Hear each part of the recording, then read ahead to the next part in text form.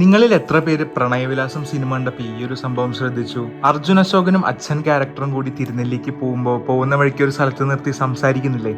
അപ്പോൾ ഉള്ള ഈ ഒരു ബാക്ക്ഗ്രൗണ്ടിലുള്ള ഈ ഒരു കൽക്ഷേത്രം കണ്ടോ?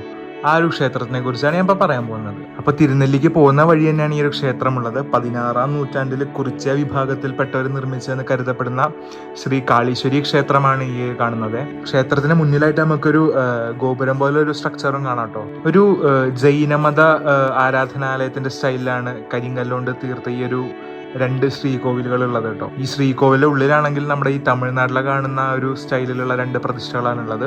ധാരാളം കേടുപാടുകളൊക്കെ വന്നിട്ടുണ്ടെങ്കിലും കരിങ്കല്ല് കൊണ്ടുണ്ടാക്കിയത് തന്നെ ഇപ്പോഴും ഒരു കാലത്തിനെ അതിജീവിച്ചുകൊണ്ടാണ് ആ ഒരു ക്ഷേത്രം നിൽക്കുന്നത് കേട്ടോ. കാടിനോട് ചേർന്ന് കിടക്കുന്ന ഒരു പ്രദേശമായതുകൊണ്ട് തന്നെ ഇവിടെ പുലിയും കടുവയും ആനയും കാട്ടുപോത്തൊക്കെ കാണാൻ സാധ്യതയുള്ള ഒരു സ്ഥലമാണ്. അപ്പൊ നിങ്ങൾ ഇനി എപ്പോഴും തിരുനെല്ലിയൊക്കെ പോകുന്നത് തീർച്ചയായിട്ടും ഈ ഒരു സ്ഥലം ട്രൈ ചെയ്യണേ. ഈ ഒരു ക്ഷേത്രത്തിന്റെ ഡീറ്റെയിൽ വീഡിയോ നമ്മുടെ യൂട്യൂബ് ചാനലിലും കിടക്കുന്നുണ്ട്.